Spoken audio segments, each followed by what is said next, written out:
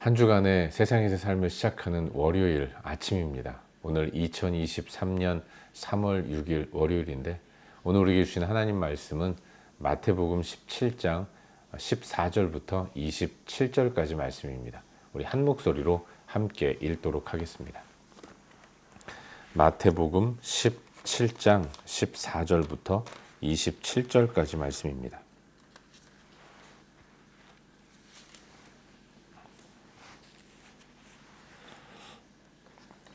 함께 읽겠습니다. 그들이 무리에게 이르매 한 사람이 예수께 와서 꿇어 엎드려 이르되 주여 내 아들을 불쌍히 여기소서. 그가 간질로 심히 고생하여 자주 불에도 넘어지며 물에도 넘어지는지라. 내가 주의 제자들에게 데리고 왔으나 능히 고치지 못하더이다. 예수께서 대답하여 이르시되 믿음이 없고 패역한 세대여, 내가 얼마나 너희와 함께 있으며 얼마나 너희에게 참으리요. 그를 이리로 데려오라 하시니라. 이에 예수께서 꾸짖으시니 귀신이 나가고 아이가 그때부터 나으니라. 이때 제자들이 조용히 예수께 나와 이르되 우리는 어찌하여 쫓아내지 못하였나이까. 이르시되 너희 믿음이 작은 까닭이니라. 진실로 너희에게 이르노니 만일 너희에게 믿음이 겨자씨 한 알만큼만 있어도 이 산을 명하여 여기서 저기로 옮겨지라 하면 옮겨질 것이요 또 너희가 못할 것이 없으리라. 갈릴리에 모일 때에 예수께서 제자들에게 이르시되 인자가 장차 사람들의 손에 넘겨져 죽임을 당하고 제3일에 살아나리라 하시니 제자들이 매우 근심하더라. 가버나움에 이르니 반세계를 받는 자들이 베드로에게 나와 이르되 너희 선생은 반세계를 내지 아니하느냐.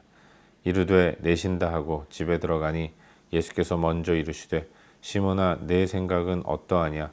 세상 임금들이 누구에게 관세와 국세를 받느냐, 자기 아들에게냐 타인에게냐. 베드로가 이르되 타인에게니이다. 예수께서 이르시되 그렇다면 아들들은 세를 면하리라. 그러나 우리가 그들이 실족하지 않게 하기 위하여 네가 바다에 가서 낚시를 던져 먼저 오르는 고기를 가져 입을 열면 돈 한 세겔을 얻을 것이니 주께 가져다가 나와 너를 위하여 주라 하시니라. 아멘. 한 주간의 세상의 삶을 시작하는 월요일 또 아침입니다. 이번 한 주간도 하나님 말씀의 인도를 따라 복되게 살아가는 우리 모두가 될 수 있기를 주의 이름으로 축원합니다. 우리는 요즘 계속해서 또 새벽 시간을 통해서 마태복음 말씀을 함께 살펴보고 있죠. 오늘은 방금 읽은 말씀인 이 마태복음 17장 14절부터 27절까지 말씀을 묵상하는 가운데 우리에게 주시는 은혜와 도전들을 함께 나누기 원합니다. 어제 주일 큐티 본문은 우리 예수님이 제자들 중에 베드로, 요한, 야고보를 데리시고 산으로 올라가신 내용을 기록하고 있습니다. 예수님은 산으로 올라가셨고 그곳에서 변화되셨죠. 그리고 모세와 엘리야와 함께 대화하시는 모습을 보여주셨습니다. 이 모습을 보고 베드로는 감격 가운데 놀람으로 내가 여기에 초막 셋을 짓고 여기 머물기를 원합니다. 이렇게 이야기했던 거예요. 하지만 예수님은 그런 베드로에게 우리가 있을 곳은 이곳이 아니라 산 아래다라고 말씀하시고, 그리고 이 영광스러운 영적 추억을 뒤로하고 베드로와 야고보와 요한 그리고 그들을 데리고 예수님은 산 아래로 내려가셨습니다. 제자들이 예수님과 함께 산 아래로 내려왔을 때 산 아래에는 또 한 무리들이 있었고 그 무리들이 제자들과 함께 머무는 가운데 제자들은 그들로 인해서 낭패를 당하는 상황에 있었습니다. 무리 중 한 사람이 자기 아들을 고쳐달라고 제자들에게 부탁했지만 제자들은 그 아들을 고치지 못했던 거예요. 그 사람은 당연히 예수님이 내려오시자 예수님께 달려가서 예수님께 내 아들 좀 고쳐주십시오. 제자들에게 부탁했지만 제자들은 고치지 못했습니다 라고 이야기를 했던 것이죠. 예수님은 그 사람의 이야기를 듣고 아이를 데려오게 했고 아이를 향해서 귀신을 내쫓았습니다. 아이의 문제는 귀신이 있었기 때문에, 그 몸 안에 있었기 때문에 벌어진 문제였고, 예수님이 꾸짖으시자 귀신은 예수님을 두려워하는 마음으로 쫓겨 나갔고 그때부터 아이는 나음을 얻게 된 것입니다. 제자들은 당연히 예수님께 질문을 했죠. 예수님, 왜 우리는 이 아이에 있는 귀신을 쫓아내지 못했고 아이를 고치지 못했습니까? 이 질문 앞에서 예수님은 너희의 믿음이 연약하기 때문이다라고 말씀하시면서 겨자씨 한 알 만한 믿음만 있어도 산으로 옮길 만한 큰 역사를 이룰 것이다라고 말씀하셨던 것이죠. 믿음이 얼마나 위대한 역사를 이루시는지를 말씀하신 거예요. 그리고 그들을 데리고 갈릴리로 가셨습니다. 그리고 갈릴리에서 예수님은 제자들에게 두 번째로 당신께서 십자가에 못 박혀 죽임을 당하시고 다시 살아나실 것을 말씀하신 거죠. 하지만 제자들은 예수님이 전해주신 말씀, 붙잡혀 고난을 당하시고 죽으시는 이 이야기에만 마음이 쓰여서 그 이후에 하신 말씀, 제3일에 다시 살아나리라는 말씀은 귀담아 듣지를 못했어요. 그래서 그들의 마음에 근심이 가득했던 것입니다. 이후에 어떤 이들이 베드로에게 질문을 합니다. 너희는 반세겔을 드리지 않느냐? 여기 반세겔은 아시겠지만 성전세를 의미하는 것입니다. 이스라엘의 성인 남자들은 성전을 돌봐야 할 의무와 책임이 있는 것이죠. 그래서 반세겔이라는 돈을 성전에 내므로써 그 의무를 다하고 있었던 것입니다. 베드로에게 성전세를 받는 사람들이 너희는 성전세 받지 않느냐라고 질문을 했던 것이죠. 이 질문을 듣고 이제 베드로가 예수님 계신 곳으로 들어왔는데 예수님은 미리 아시고 베드로에게 질문을 하세요. 세금을 낼 때 그 세금 임금의 아들은 세금을 내느냐? 그때 베드로는 그렇지 않고 타인에게 받습니다라고 얘기를 하죠. 예수님은 이걸 가지고 나는 하나님이고 또 하나님의 아들이고 너희들 하나님의 자녀인데 우리는 성전세를 낼 의무는 없다. 그러나 성전세를 받는 사람들이 실족하지 않도록 하기 위해서 성전세를 내라 말씀하시면서 베드로에게 명하기를 낚시를 해서 먼저 그 잡는 물고기의 입을 열면 거기 한 세겔이 있을 테니까 그 한 세겔을 가지고 성전세를 내야 할 그런 성인인 너와 나를 위해 성전세를 내라 이렇게 말씀하고 계신 것입니다. 이것이 오늘 우리가 함께 묵상하고 있는 본문의 전반적인 내용이고 오늘도 이 말씀 가운데서 두 가지 정도를 함께 살펴보는 가운데 우리에게 주시는 기도 제목으로 삼고 함께 기도하기를 원합니다. 먼저 오늘 본문 가운데서 22절과 23절 두 구절 말씀을 함께 읽도록 하겠습니다. 22절과 23절입니다. 함께 읽겠습니다. 시작. 갈릴리에 모일 때에 예수께서 제자들에게 이르시되 인자가 장차 사람들의 손에 넘겨져 죽임을 당하고 제3일에 살아나리라 하시니 제자들이 매우 근심하더라. 아멘. 여러분, 예수님은 제자들에게 갈릴리에서 두 번째로 당신께서 걸어가셔야 할 모습을, 삶의 길을 말씀하셨어요. 주님은 두루두루 다니시면서 천국 복음을 능력 있게 선포하셨고 모인 사람들에게 하나님 말씀을 잘 가르쳐 주셨습니다. 각색 질병 걸린 자들을 고쳐주셨고 귀신을 내쫓으셨어요. 심지어는 죽은 자도 살리셨습니다. 그런 위대한 예수님이 그런데 가셔야 할 길은 고난의 길이고 죽음의 길이었다는 거죠. 예수님은 제자들에게 두 번째로 당신께서 죽임을 당하게 될 것이라는 사실을 말씀하셨습니다. 인자가 장차 사람들의 손에 넘겨져 죽임을 당할 것이다. 하지만 여러분, 예수님은 제자들에게 당신께서 붙잡혀 죽임을 당할 것이라는 것만 말씀하신 것이 아니었습니다. 주님은 그 이후에 곧바로 제3일에 살아나리라 이와 같은 말씀까지도 허락하신 것입니다. 고난과 순환의 이야기만 하신 것이 아니라 고난과 순환의 길을 다한 이후에 영광된 회복을 또한 말씀하신 것이죠. 하지만 제자들은 예수님이 전해주신 이 귀한 메시지 가운데서 앞부분 고난과 순환에만 마음이 쓰이고 생각이 꽂혀서 그 이후에 영광된 부활의 메시지는 듣지 못했던 것입니다. 그래서 마음이 힘들었고 근심했다라고 성경은 기록하고 있는 것이죠. 사랑하는 여러분, 믿음이란 무엇입니까? 우리 예수님이 하나님의 아들이라는 것을 믿는 것이 믿음이에요. 하나님의 전능하심을 확신하는 것이 믿음이고, 그로 인해 이루어질 영광됨까지를 확신하고 믿는 것이 참된 믿음인 것입니다.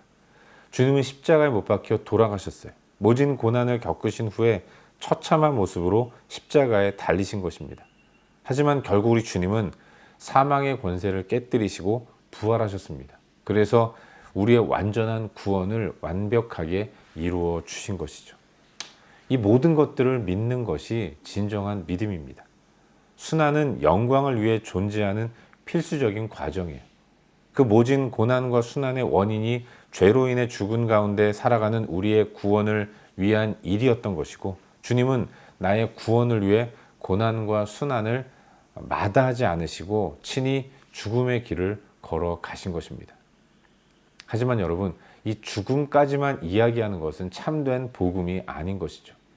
예수께서 나의 죄를 대신 짊어지시고 십자가 고난의 길을 걸어가셨다는 것, 죽은 운명이고 죽는 존재인, 그래서 죽은 존재인 우리를 위해서 십자가 고난의 길을 걸어가신 예수님에 대한 이야기는 어떤 의미에서는 감동적인 이야기이지 이것 자체가 복음은 아니라는 것입니다.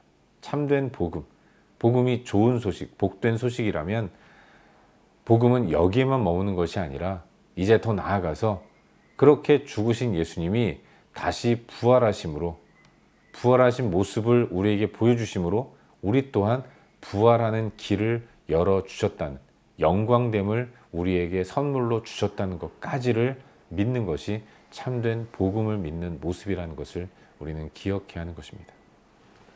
복음은 순환만이 아닙니다. 복음은 영광만도 아닌 거예요. 참된 복음을 순환을 통과한 영광이라는 사실입니다.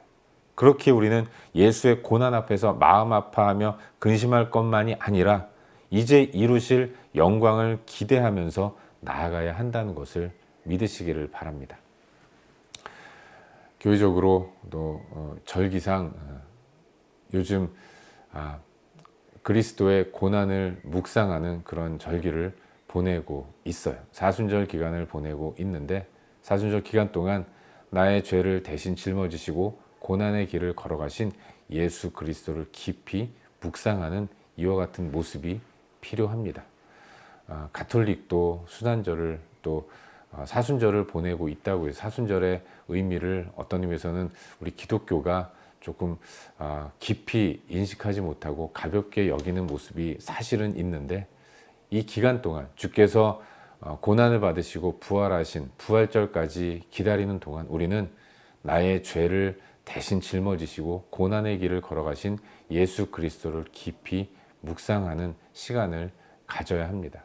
또한 고난만 묵상하는 것이 아니라 이 고난의 끝에 사망 권세를 깨뜨리시고 부활하셔서 부활의 첫 열매가 되셔서 우리 가운데 부활의 영광을 허락해 주신 그 예수님을 또한 기대하는 모습으로 이 기간을 보내야 할 줄로 믿습니다. 바라기는 우리 마음 가운데 진정한 복음에 대한 풍성함이 있기를 바라요. 나를 위해 고난당하신 예수 그리스도의 그 고난의 의미를 깊이 묵상하면서 감사하는 마음을 가질 뿐만 아니라 그 고난의 끝을 지나셔서 부활의 영광을 우리에게 허락하신 그 은혜의 예수 그리스도를 굳게 붙들고 참된 복음으로 온전히 풍성한 삶을 살아가는 그런 우리의 오늘 하루의 삶이 될 수 있기를 주의 이름으로 축원합니다. 한 가지만 더 묵상하기를 바라는데요. 오늘 본문 가운데서 마지막 절인 27절 말씀을 함께 읽도록 하겠습니다. 함께 읽겠습니다. 시작. 그러나 우리가 그들이 실족하지 않게 하기 위하여 내가 바다에 가서 낚시를 던져 먼저 오르는 고기를 가져 입을 열면 돈 한 세겔을 얻을 것이니 가져다가 나와 너를 위하여 주라 하시니라. 아멘. 주님은 성전세 납부하는 문제를 가지고 제자들을 가르치십니다. 성전의 주인은 하나님이시죠. 성전에 드려지는 모든 성전세는 하나님을 위해 사용하는 것입니다. 성전을 돌아보기 위해 드리는 성전세는 그렇기 때문에 하나님께 드리는 것입니다. 그런데 예수님은 하나님이신 것이죠. 하나님이신 예수님이 성전세를 드릴 의무는 없는 것입니다. 또한 하나님의 아들들인 제자들도 성전세를 드릴 의무는 없는 것이죠. 하지만 우리 주님은 베드로를 향해서 낚시를 해서 먼저 잡아 올리는 이 물고기의 입을 열면 한 세겔이 들어있을 것이고 그걸 가지고 성전세를 내라 말씀하십니다. 성전세 낼 의무가 없는 예수님과 제자들이 그럼에도 불구하고 성전세를 내도록 예수님이 명령하고 계신 거예요. 왜 그렇습니까? 실족하지 않도록 만들기 위함인 것입니다. 성전세 거두는 자들, 그들은 아직 예수님이 누군지 몰라요. 제자들이 어떤 영적인 존재가 되었는지를 모르는 것입니다. 그래서 성전세를 거두고 있는 것인데, 그들이 성전세를 내지 않는 예수님과 제자들로 인해서 실족하지 않도록 만들기 위해서 예수님은 불필요하지만 성전세를 내라고 명령하고 계신 것입니다. 사랑하는 여러분, 이게 바로 이 땅을 살아가면서 보여야 할 성도의 삶의 모습이고 원리라는 사실을 묵상해 봅니다. 하나님은 사도 바울을 통해서 우리에게 가르치셨어요. 성도는 모든 것이 가하다라고 말씀하셨습니다. 못할 일이 없는 거죠. 온 세상의 주인 되신 하나님의 자녀인 우리가 무엇으로 제약을 받겠습니까? 하지만 그렇다고 해서 우리는 모든 것을 다 하지 않아야 하는 거예요. 성도의 삶과 행동의 선택의 기준은 유익함인 것입니다. 하나님 나라의 유익함을 위해서, 하나님의 영광됨을 위해서만 행동하고 또 살아가는 삶의 모습이 성도가 붙들어야 할, 나타내야 할 살아가는 삶의 모습이라는 것을 우리는 기억해야 하는 것이죠. 성도는 유익함을 좇아 나아가는 것입니다. 가장 유익한 것이 영혼을 얻는 거예요. 주께서 천하하고도 바꾸지 않겠다고 말씀하신 그 귀한 영혼을 얻기 위해서라면 해도 되는 것 안 해야 하는 것입니다. 또 하기 싫은 것 또한 해야 하는 거예요. 포커스가 하나님의 영광, 하나님이 그토록 원하시는 영혼 얻고 영혼을 돌보는 것, 여기에 우리의 모든 초점을 맞추고 행하는 그런 삶의 모습이 우리 가운데 필요한 것입니다. 바라기는 오늘 하루 우리들의 삶이 나의 유익이 아니라 하나님 나라의 유익을 위한 삶을 살아갈 수 있기를 바라요. 나를 위해 복음을 허락해 주신 예수 그리스도의 은혜를 깊이 묵상하고 모든 것이 가하지만 그 가운데서 영혼을 얻는 일, 영혼을 돌아보는 일, 하나님의 영광됨을 위해 살아가는 그런 귀하고 복된 오늘 하루를 살아갈 수 있기를 주의 이름으로 축원합니다. 기도하겠습니다. 함께 기도할 때 오늘 주신 말씀 붙들고 기도하기로 하는데요.